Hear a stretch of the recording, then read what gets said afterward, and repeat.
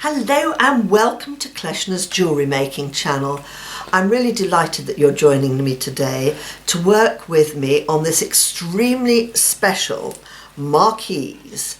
Now I'm going to hold this up. This is a Swarovski Marquise diamond. And what makes it so special is A, they don't make it anymore this size, which is 50mm. So it's rather like Elizabeth Taylor's wedding ring.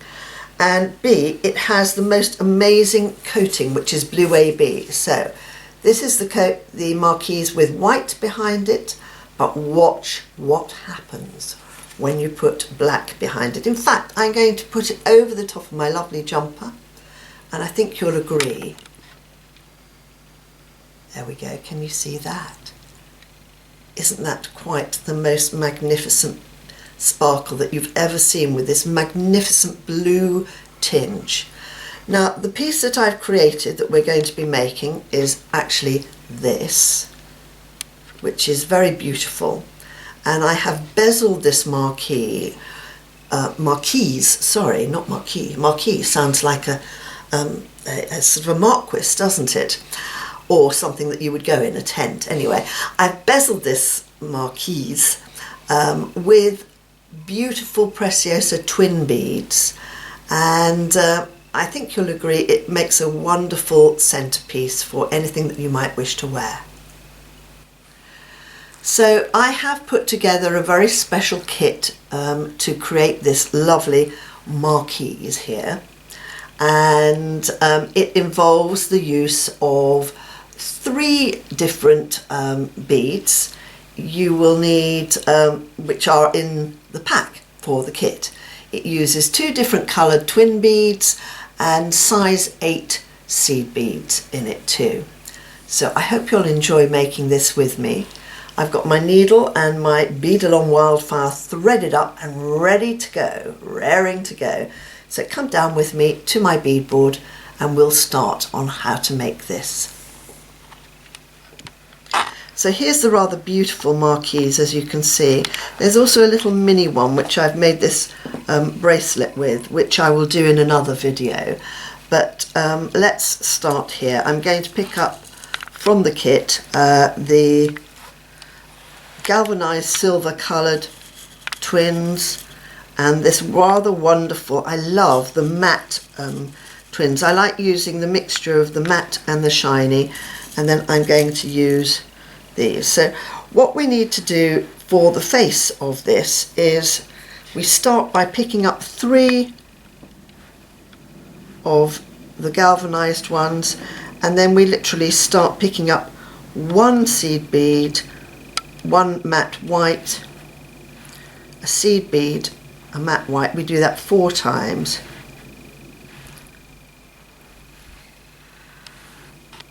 And I also use extremely long needles. Somebody commented on this at the weekend.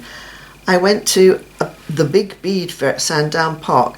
So now I've done 4 of the matte ones. I'm now going to do 3 of the silver galvanized ones. There we go. As they said, oh, they're very long needles. And I didn't know if they're going to say, oh, that's dreadful, or what. So I kept quiet, which is very unusual for me. There we go, one matte bead, and we do that 4 times. And then, you know, this is a very quick and simple project to do. There we go. And you finish on a seed bead. So we've now basically made 1 whole side of what will go around the fascia of this in a minute. And they said, it's a very long needle that you got there, and I thought, are they going to criticise me for having a long needle or what? Because I personally find that working with long needles is very good. They're a bit more pingy, and they do warp, as you can see. This one has changed its shape remarkably, but what is lovely is that they get this organic shape, which I find is incredibly useful when you are making items. So you know, it's a great thing to have. I think you will find this, and in fact I'm starting to sell the long needles on the website, So if you want extra long needles, have a look at www.kleshna.com, and in the next few weeks I will start having packs of needles up on there as well, which you might find very helpful for you. At least try a pack, because I strongly recommend them. And you know, one of my mantras is I look to work with the best possible products that I can. And you know, the reason I use Beadle on Wildfire rather than Fireline most often is I find it to be a really good thread. Okay, so we've now done the whole of the first row here. Let me show you down here. Right, can you see? We've got the 3 beads at the bottom and the 3 beads at the top here. And what I'm going to do is pull that through a bit, and I'm going to do something I don't ordinarily do, because I have quite a big aperture in a size 8 bead. I'm going to tie a surgeon's knot here. Now the reason you don't normally do a lot of knotting when you're seed beading is because the knot often fills up the hole, but it's quite a good thing to do when you know that you have got a big hole, especially if you're not going back through that hole. There we go. Now we'll tidy this hanging bit up later on, okay, but there's a little bit hanging there. Now one of the things about the 2-hole seed beads, and I'm going to just show you this perhaps on my hand, is of course they've got 2 holes here. I suppose that's stating the darned obvious, isn't it? So I've gone through this hole. Now what I need to do is to go up a step into the next hole to do the next row. And so I'm going up onto the top hole of the seed bead here. And by doing that, there we go, I've pulled this through a bit, but it doesn't matter, just push that to the back. I'm now going to pick up the beads that go in between here. Now, by not having any seed beads in between the top 3 here, I'm creating a stiffness in those that will help us to create the Marquise shape.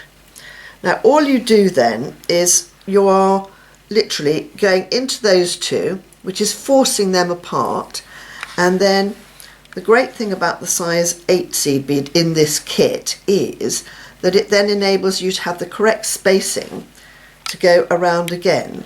So quite simplistically, you just literally, I mean, I even find I can, and this is because I've got the long needle, I find I can almost, it's like, I suppose it's like dipping into these. You can pick each one up, but you know, I'm Mrs. Speedy Gonzales here, and I'm always trying to speed up the process, probably because actually I make jewellery for a living, as anyone who's probably watched me before knows, and I've got a pret-a-porter range, and the only way you can earn any money at all is by the cost of your beads plus, you know, how long it takes you to make each piece.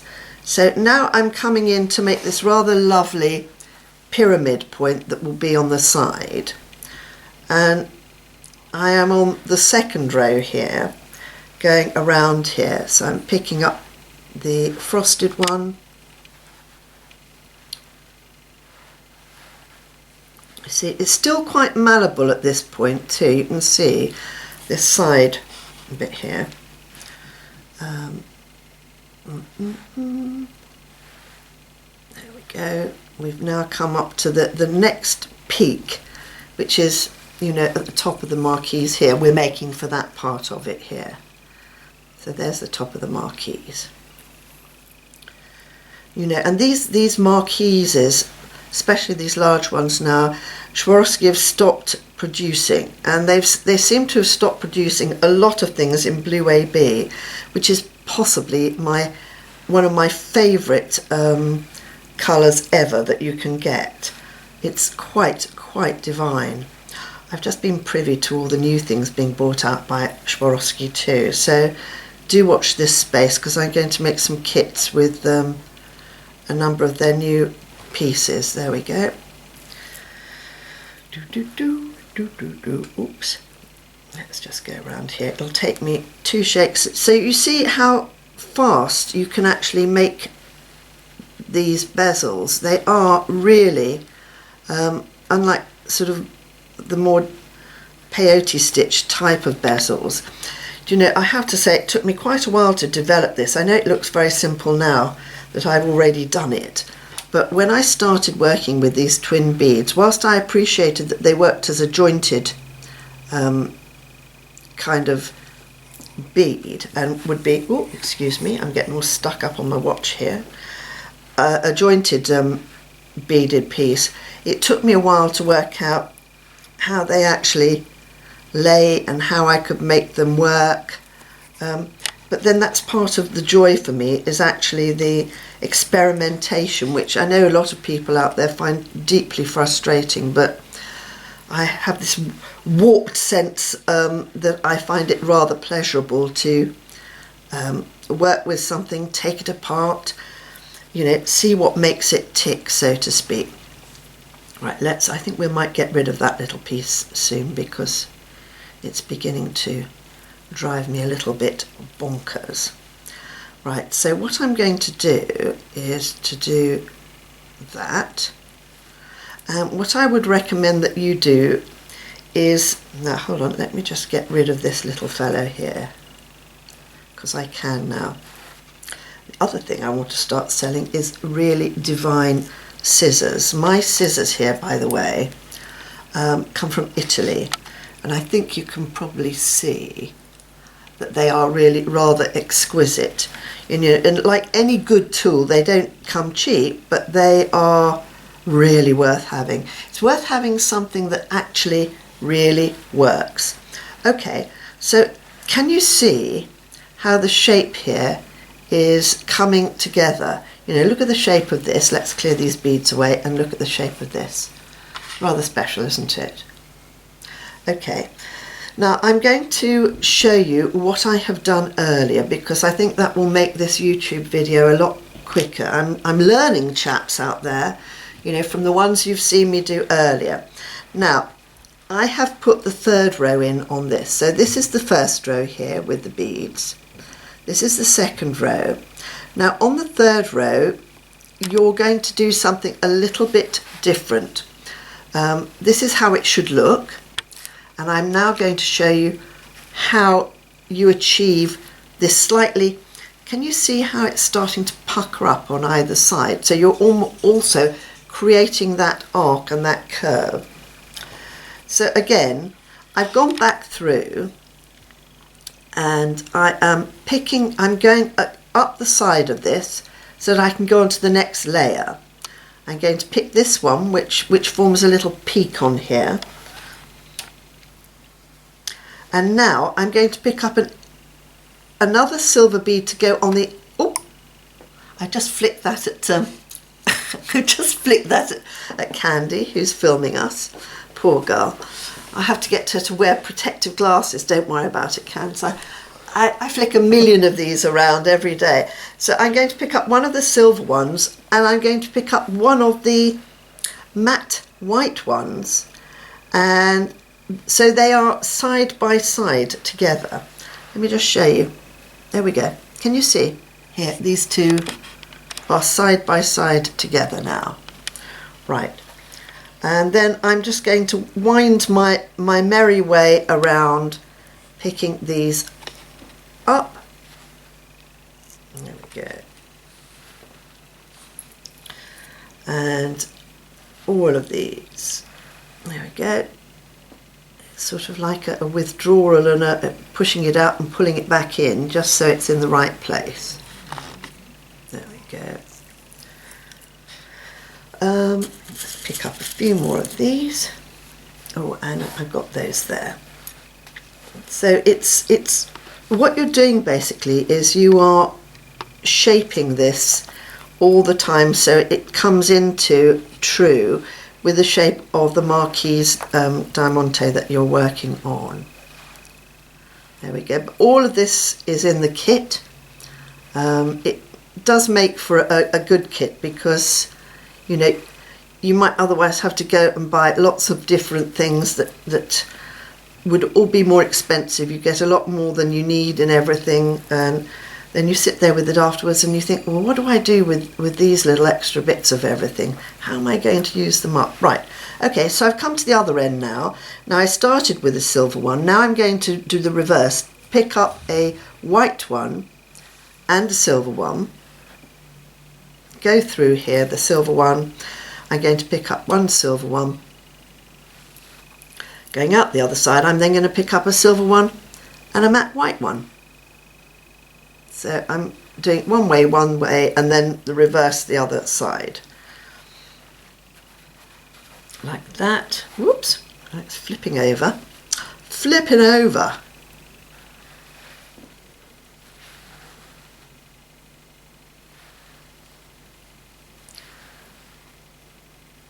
There we go. Whoops, I got wound up around here. Don't try and be too clever with these, because you can get very tangled up in these little twin beads, and I often find that if I'm going to go up a rung onto the top hole, that it's much better to go through it and then reverse back out of it. It sounds like a sort of a car parking theme, doesn't it? Go forward, reverse back out. Yes, we don't have any parking lights on it. Ha ha ha, Kleshna, you're very funny. And I've almost finished, really. I mean, you literally have one more row, and then it gets onto the perhaps slightly more difficult part of actually fitting in your diamante. In fact, you know, it's very much the same with when you're making real jewellery. The easy part is actually creating the bezel for something. The difficult part is actually then fitting the bezel so that you're really happy with it. Okay, so I'm going all the way through. Right, so now this is what it should look like. Okay, 1, 2, 3, 4, hold on, 1, 2, 3, right, okay. Now what you're going to do, and I will show you one that I have made earlier here, is you're then going to go around again, and you are going to put, what have I got here, 1, 2, 3, you're going to put one in the middle here, you're going to put a silver one here and a silver one here, and you are then going to go all the way around here again. I think I have placed the silver one there in the wrong place. That should be a white one, okay? So, do you think it would be helpful for me to do this with you?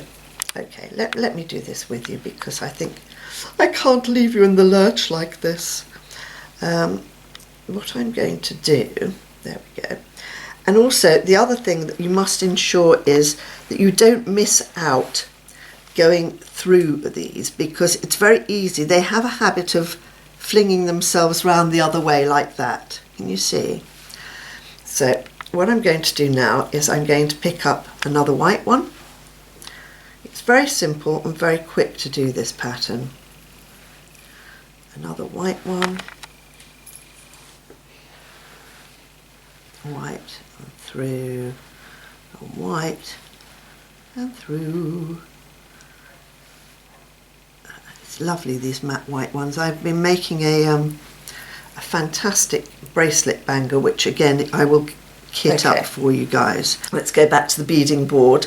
Now, as you will see, I have gone all the way around this bezel again, which is what I was trying to do at the time when I decided to fling beads everywhere. I've reversed back, and I need to do just one more row in order to create the right length of bezel to go over the marquise. Now you can see here we've got row 1 is here. Can we see this? Hold on, let me just ask my lovely producer. Can we see this? Row 1 is here, row 2 is here, row 3 is here, row 4 is there, and now I have gone through and I'm going to go back and I'm going to put row 5 in here.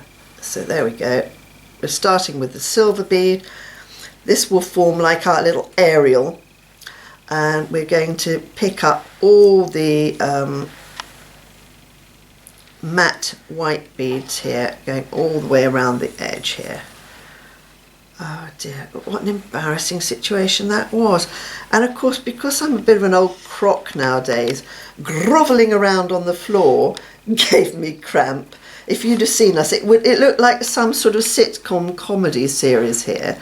There was me and Candy grovelling around on the floor here, trying to pick up the beads. I got cramp in my leg part way round, which isn't not a pretty sight, as anyone who's ever had cramp will know.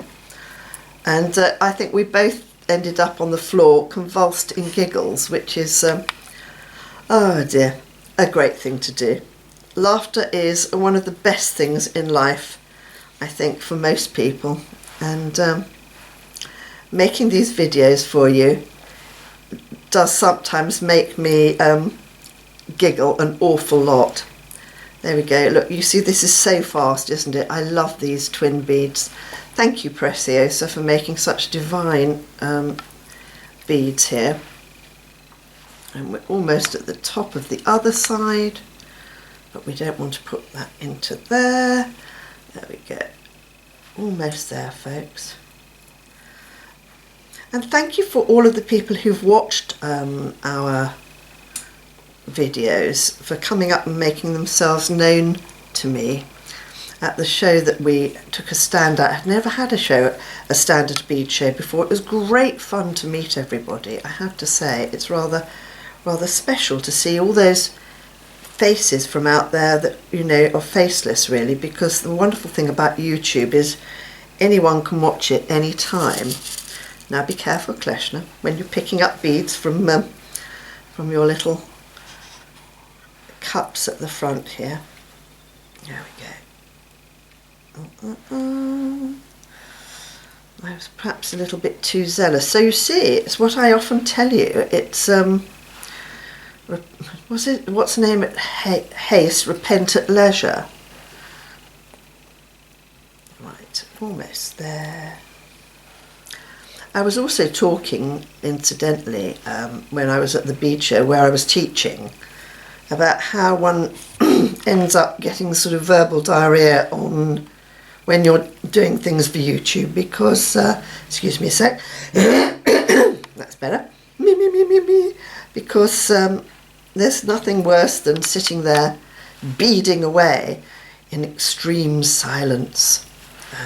It would seem like a very odd thing to do. So you all have to put up with my wittering on,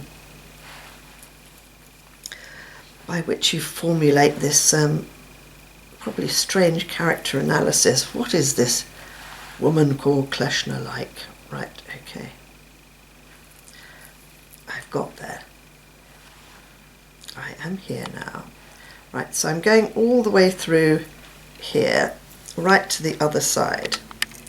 Now here we go. Can you see how it's made this wonderful little sort of cup shape there now?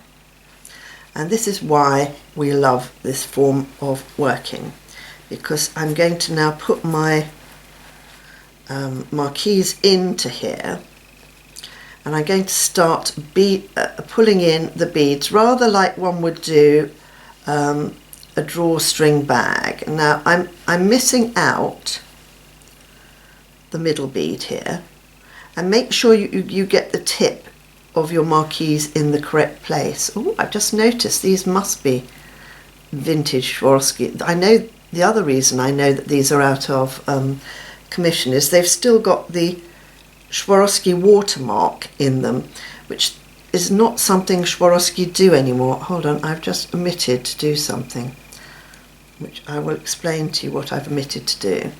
I forgot to go up a notch. Easily done, folks.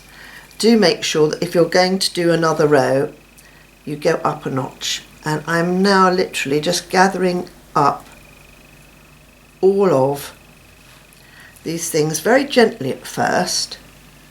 I'm just going to pull my cord out very gently. Sorry, I'm covering up what I'm doing with my finger. Let me just ask, can you see that? Ouch. Oh, I was working the other day. You can see I'll show you what I'm doing and I'll carry on talking. I was working the other day with this new cord, which is a very finely elasticated cord, which I'm determined to master because it is and will be the most fantastic thread, especially working with twins. But there are two names. It's called Elonga if you buy it from Beadalon, and Opalon if you buy it elsewhere. And it does have a tendency to fray, but it does fulfill a requirement in beading which isn't filled by any other type of thread. Right, so can you see I've gone round it once there, and it's just starting to pull in nicely around my Marquise, but if I let go it doesn't. And so I'm going to keep going all the way around and through the edges here until it stops pinging out on me. There we go. And I can kind of, what I find I do is I mould it as I go along. There we go. I also do a little sort of a half hitch or a blanket stitch part way, because that starts to act like a sort of a holding stitch here. Let's carry on. Anyway, where was I? I was talking about Opalon thread. Well, Opalon thread, because it's elasticated, there we go, and the half hitch, when you then pull it, pulls itself up and acts as a wonderful sort of tensioning device. Anyway, the Opalon, when it gets very long or short, pings, and I was going like this with it.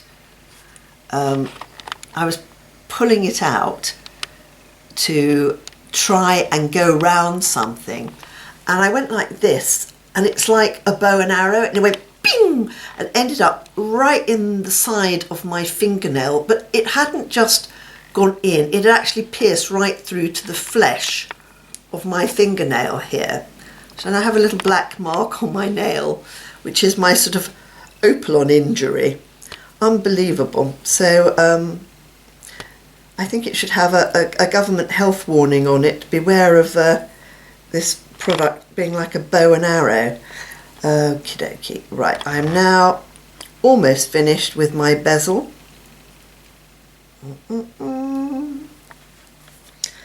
And all of a sudden, in a minute, you're going to see quite how beautiful this is on the other side. So I've gone around this about 3 times now.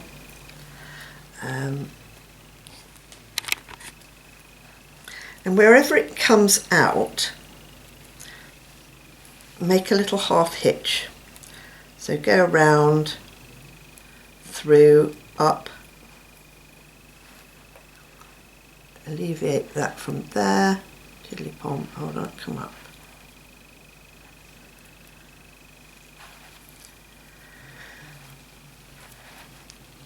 Like that. And there we go. The other thing you must ensure, there we go, so that is actually how it will look when you have completed it. I'm going to take that off there. I'm going to move all this aside, and I'm going to put my beautiful bezel on a piece of black card to show you it in all its glory. Now, isn't that rather divine? Now, just one more thing really left to say to you, and that is, if you want to make something for it to hang from, you can either put a very fine jump ring through the hole here, or what I have done here is I've used a tiny bit of right angle weave to go around and up and over. Can you see the hole, the hole in it here? And that you can use to thread something through on it. So it's just a case of using a few more of the beads, which will be in your kit, to just weave over the top of here and just keep going around and around and around and then back on themselves. But that is what you will have made if you followed this and bought the kit. Bye bye.